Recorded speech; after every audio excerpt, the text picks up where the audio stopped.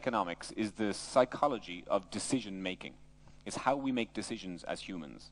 And there is this theory that standard economics would say that people are rational people, and that when they're making a decision, no matter how big or small, they will do a cost-benefit analysis. And they will say, well, this costs that, and that will give me this, and then they make a rational decision. Unfortunately, that's not how we work as humans. Because as humans, we're crazy. The idea that we make decisions all the time, and some of these decisions are bad decisions. We don't always make good decisions as humans. And everybody in this room has made bad decisions. Some of them you remember, some of them you don't. Let me show you an example. This video was sent to me recently. This is the most recent body modification trend in Japan. So instead of piercings or tattoos, this is now the body modification of choice. Sorry for people who are squeamish. So they drip a saline solution into the skin of your forehead for 2 hours between the skin and the bone, causing a bubble in your head. This is voluntary, by the way. And then the body modifier takes his thumb and pushes down into your head and gives you what is known as a bagel head. And then you walk around life like that. It's cool, isn't it? I mean, why? Why would you do that to yourself? So people make foolish decisions, but people aren't rational. People, as humans, and I'm including all of you, don't think you're different. We're not rational people.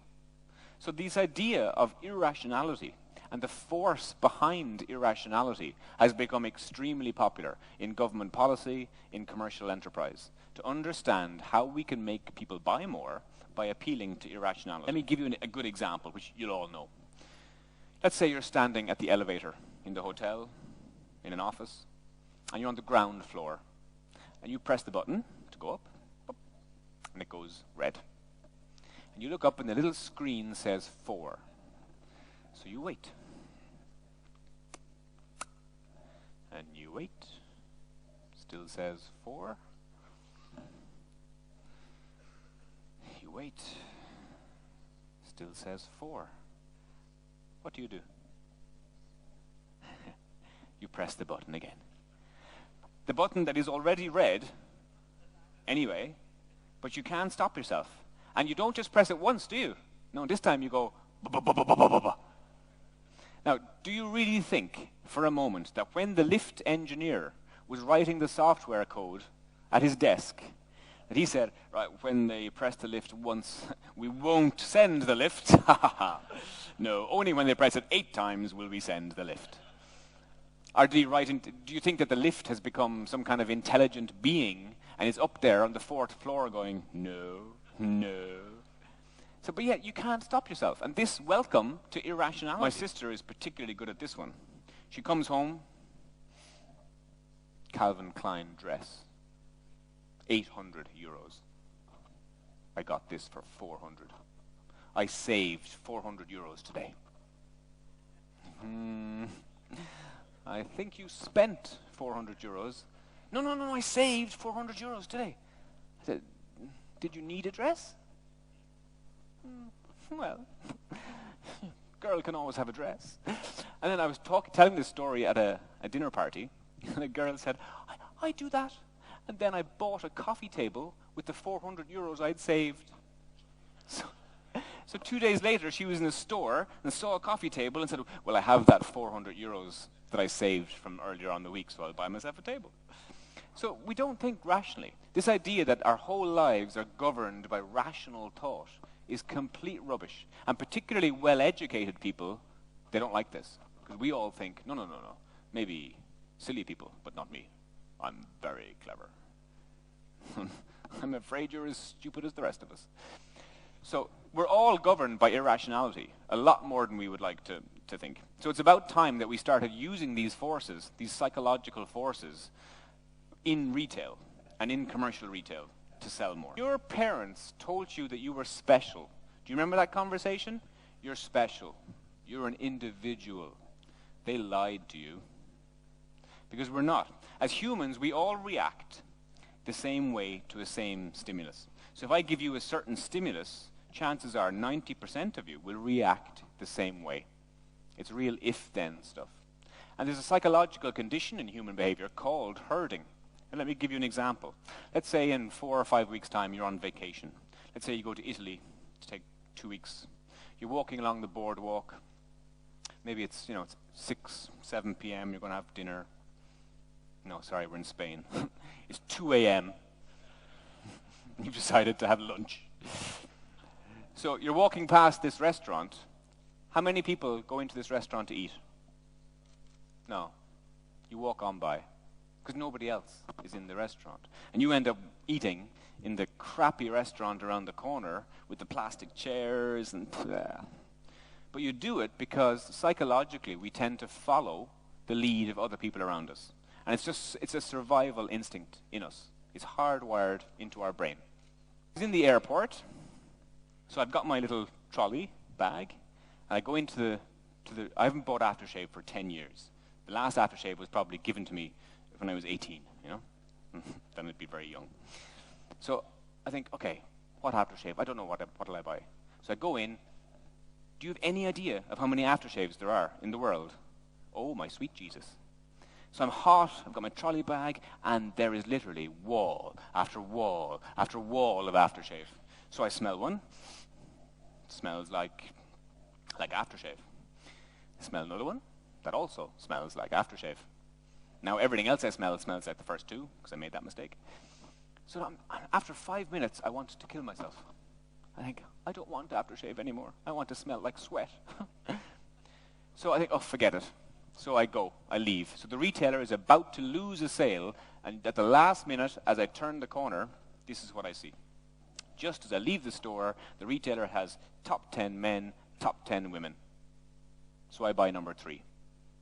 Because who wants to smell like everybody? 1 and 2, no. So I buy number 3. I didn't even smell it. Just bought it. And this is how easy we need to make it for people. And sometimes when we do this, and we have these fantastic displays that look great, what we're doing is making it really difficult for a consumer to make a decision. So what they do is they don't make any new decisions, they just buy what they always bought. And welcome to the land of zero growth. Because if I have too much choice, and if it looks really nice, but if it's just like the wall of aftershave, then I'm just going to buy what I always buy. And I'm not going to see any of your great innovations. I'm not going to see anything because I just zone out. And this is where herding will help. Welcome to, here's the 5 new products that everybody's buying this month. Well, if everyone else is buying them, I might try them too. That's why the Mcdonald's Eurosaver and Dollar Saver menus have been so successful all over the world. It's not just to do with price. It's to do with simplicity of choice. If you go in and you have €3 and you're 18, you look up at the menu and you can have that and that and that. It's that simple. The simpler we make choice for a shopper in the store, the more we will sell. It's that simple. And when you go and buy that book that I recommended to you, Amazon will of course tell you, oh, well, if you like this book, then maybe you like these books. So again, welcome back to herding. People like you have bought this, people like you, so back to we'll behave like others. But what they don't do is they don't show you 54 books that you might like. They show you 3. And by showing you 3, you'll make a choice. Whereas if they show you too many, you won't make a choice. Inside the store to lead the shopper to the purchase where we want them to go. And if we don't do that, we're not going to grow. We're going to achieve the same types of sales that we always have. So this is where I teach people how to nudge, push, and shove. How to just gently steer people towards the sale, or sometimes how to give a good shove. And let me give you an example of a nudge. It's just a small behavioral change that works. And the example is from Schiphol Airport, a place where I'm sure you've all been. Schiphol Airport had a problem with its public toilets and how often the men's toilet needed to be cleaned. Even though nature actually gave us an aiming device that we own, we seem incapable of actually using it. So the result is the toilets are a mess. So this is the problem. So what do? Okay, here's an idea. Functional message. Put up a poster. Men, please pee straight. We would probably pee on the sign. So what happened is, again, a nudge. What they did is they put a small plastic sticker of a fly into the urinal. And I kid you not, Literally, overnight, the problem was solved. It turns out that men love to pee on a fly. This is an example of a behavioural nudge, just a little nudge to make people behave differently. This happens all the time. So if I play opera or classical music in an off-license, the value of the wine sales will increase by 20 to 30% versus just radio. Why does that happen? Completely subconscious, because people stand there and think, la la la la, yes, I like my wine. And suddenly everyone becomes an expert. Pavarotti is playing, yes. Suddenly you're buying a 15-euro bottle where you were happy with a 10-euro bottle 10 minutes ago. This is the psychology of sound. Choice architecture. We are architecting the choice, making you buy exactly the one we want you to buy by controlling the environment. And The Economist magazine was probably the most famous one of this. If you went online, it's gone now, but if you went online to look at the subscriptions, you would be offered these three choices. $60 for the web, $125 for the magazine, or $125 for the web and the magazine. Now, does anyone see the flaw in the pricing policy? You think, well, who'd buy that? So if you run the analysis on what people would do, here's what people would do. So some people buy the web, but most people buy the really good value deal. And nobody buys the middle one, of course. So if in retail we had a 0% sale, what would we do? We'd take the product out. So let's do that. Let's take the product out. So let's remove that choice, because it's a stupid choice. And now, let's offer people the two. And this is what happens. Most people buy the web. So the middle choice is what we call a decoy. Decoy marketing. It's never designed to sell, but it is the ugly Jerry. And it's designed to make you spend more and make us make more money. There's another condition called priming. And priming is making you do something before you even realize you're doing it, I guess. So let's have a little quick experiment. We'll see, does it work? Let's split the room right down the middle here. You people are just going to have to lean a bit one way or the other. Okay, so let's take everybody on this side, and I would like you all to pick a number. Okay, you can write it down, or you can keep it in your head. Doesn't matter. You pick a number. I'm also going to play, and my number is 876. Okay, now I'd like everyone on this side of the room. Now you pick a number. Okay, you can write it down on a page. You can keep it in your head. Doesn't matter. Now, how many people on this side of the room have a 2 or 3-digit number in the very beginning?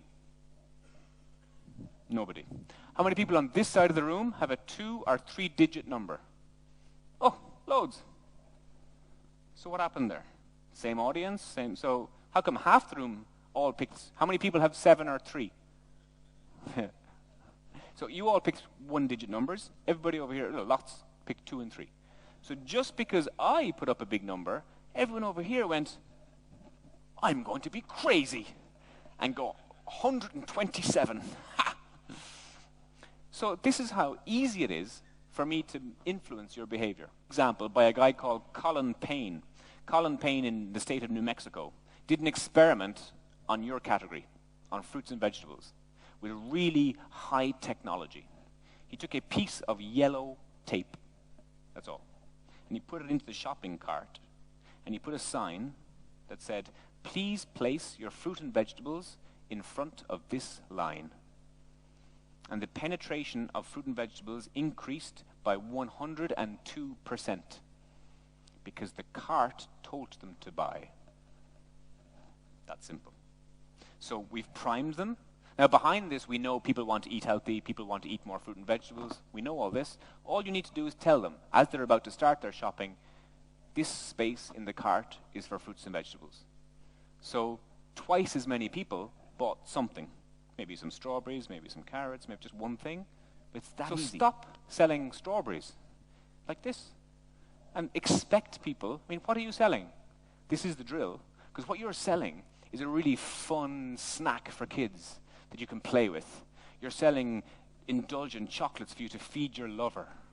You're selling strawberry daiquiris to have on a summer's day. You're selling beautiful pavlova meringue desserts to have with friends at a barbecue this weekend. You're selling even just strawberries on your muesli in the morning to be healthier. You're selling all these things, but you will sell none unless you start talking to the consumer in a way that they understand. So you need to get involved in exciting and in arousing the shopper and stop being so product focused.